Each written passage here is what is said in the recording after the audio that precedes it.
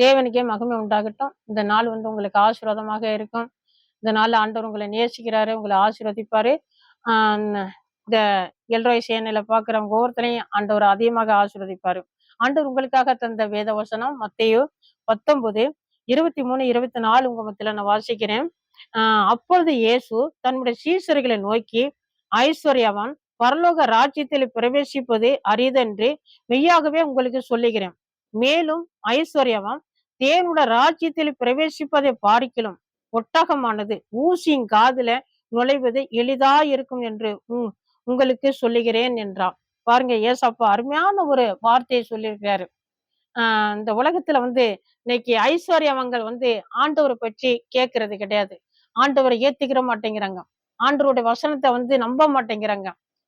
அவங்களுக்கு தெரிஞ்சதெல்லாம் படிப்பு, பட்டம், அதே போல பணம், அதே போல வீடு, ஐஸ்வர்யம், சொத்து, சுகம், இதுதான் என்ன செய்யறாங்க?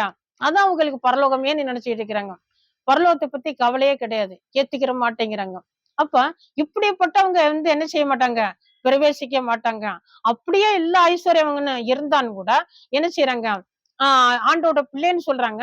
ஆனா நான் ஆண்டவர்கிட்ட என்ன செய்ய மாட்டாங்க? நெருங்கி வாழ மாட்டாங்க. ஆண்டோட வசனங்களை கை கொள்ள மாட்டாங்க. ஏதோ தொட்டுக்க தொடச்சிக்கன்னு சொல்லி நான் ஒரு கிறிஸ்தவன் அப்படின்னு சொல்லி பேர் போக்குல என்ன செய்யறாங்க? வாழ்றவங்களும் இருக்கிறாங்க. அதுதான் ஆண்டவர் சொல்லியிருக்காரு, இப்படிப்பட்டவங்க என்ன செய்ய மாட்டாங்க? பரலோக ராஜ்யத்துல பிரவேசிக்க மாட்டாங்க. இதெல்லாம் கை கொள்ள மாட்டாங்க. இன்னும் ஐஸ்வர்யவங்க நிறைய பேர் இருக்கிறாங்க. அரசியல்வாதிகள் எல்லாம் நம்ம பாக்குறோம், பெரிய பெரிய ஆளுக்கள் எல்லாம் பாக்குறோம். ஆனா ஆண்டவரை ஏத்துக்கிறவே மாட்டாங்க. ஆண்டவர்கிட்ட செவி சாய்த்து கேட்க மாட்டேங்கிறாங்க. இன்னைக்கு கிறிஸ்தவம் சொன்னாக்கா என்னவோ நினைக்கிறாங்க, என்னமோ ஒரு மாதிரி அற்பமாக நினைக்கிறாங்க. ஆனா உண்மையான தெய்வம், உண்மையான கிறிஸ்தவம் சொன்னா ஏசப்பா உண்மையான தெய்வம் அங்கதான் இருக்கிறாரு.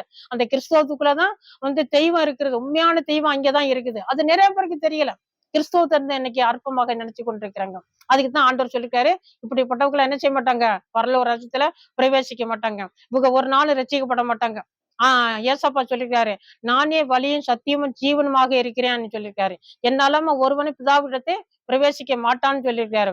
இன்னொரு இடத்துல சொல்லப்பட்டிருக்குது, அவன் ஜலத்தினாலும் ஆவினாலும் பிறக்கப்பட்டா பரலோக ராஜ்யத்துல பிரவேசிக்க மாட்டான்னு ஏசப்பா சொல்லிருக்காரு. இந்த வார்த்தைகள்லாம் இவர்களும் என்ன செய்ய மாட்டாங்க? ஐஸ்வர்யவங்க, இந்த படிச்சவங்க, இந்த பட்டாதாரியா இருக்கிறவங்க, வேலையில உள்ளவங்க, நிறைய பணத்தை மூட கட்டி வச்சிருக்கிறவங்க எல்லாம் இதெல்லாம் கை கொள்ள மாட்டாங்க. அதனாலதான் ஏசப்பா சொன்னாரு, இப்படிப்பட்டவங்க எல்லாம் என்ன செய்ய மாட்டாங்க? பரலோக ராஜ்யத்துல பிரவேசிக்க மாட்டாங்க அப்படின்னு ஏசப்பா சொல்லிருக்காரு. அருமையானவர்களே, பரலோக ராஜ்யமானது ரொம்ப முக்கியமானது. இந்த நரகமானது அக்கினி, சரியான அக்கினியா இருக்குது. அந்த அக்கினியில யாரும் போயிடக்கூடாது. பரலோக ராஜ்யத்துக்கு போறதுன்னா ஏசப்பா சொல்லியிருக்காரு, நானே வழியும் சத்தியமும் ஜீவனுமாக இருக்கிறேன்னு சொல்லியிருக்காரு. அவர் மூலமாக தான் நம்ம பரலோகத்துக்கு போக முடியும். அருமையானவர்களை, இதை கேட்கிற அருமையான சகோதரன் சகோதரில, ஏசப்பா உண்மையான தெய்வம். அவர்தான் உண்மையான ஜாதி, நல்லா ஆசீர்வதிக்கப்பட்ட நல்ல உயர்ந்த ஜாதி அவர்தான். பூத கொணவனா இன்னைக்கு யாருமே கிறிஸ்தவங்களை என்னமோ நினைச்சிட்டு இருக்கிறாங்க, மட்டமா நினைக்கிறாங்க. நாங்க ஊழியம் செய்யற பகுதியெல்லாம் அப்படி நினைக்காதீங்க. ஏசப்பா தான் உயர்ந்த ஜாதியில இருந்து வந்தது. ஏசப்பா தான் உண்மையான தெய்வம். அவர் மூலமா தான் நம்ம பரலோக ராஜ்யத்துக்கு போக முடியும். அருமையானவர்களை, ஏசப்பா நீங்க ஏற்றுக்கொள்ளுங்க. ஏசப்பா உங்களை ஆசீர்வதிப்பாரு. ஏசப்பா நம்புங்க. ஏசப்பாவை எல்லாம் உங்களுக்கு தேவையானதெல்லாம் செய்வார், உங்களை ஆசீர்வதிப்பாரு. நான் உங்களுக்கான ஜெபிக்கிறேன். பரிசுத்தம் நல்ல பிதாவே, தோத்திரம் நன்றி ஏசப்பா. ஆண்டவரே, இந்த வேத வசனத்தை கேட்ட முறை பிள்ளைகளை ஒவ்வொருத்தரையும் தனித்தனியா பேர் தொட்டு ஆசீர்வதிங்க ஏசப்பா. இந்த ராஜ்யத்தை தகுதியானவர்களா நீர் மாற்றுங்க ஆண்டவரே.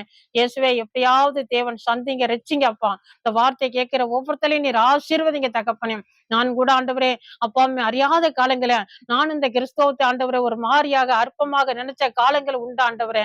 ஏசாப்பா தோத்திரம். இன்னைக்கு நான் வாழ்றது ஆண்டவரை உடைய கிருபைனால, உடைய இரக்கத்தினால, நீங்க கொடுத்த பிச்சை உயிர்னால நான் வாழ்ந்து கொண்டிருக்கிறப்பா. நான் நல்லா இருக்கிறேன் ஆண்டவர் உடைய கிருபைனால. அதே போல அதை கேட்கிற ஒவ்வொரு சகோதரன் சகோதரிகளையும் ஆசீர்வதியும். ஏசு கிறிஸ்துவின் நாமத்தை ஜெபிக்கிறேன் பரிசுத்தம் நல்ல பிதாவே.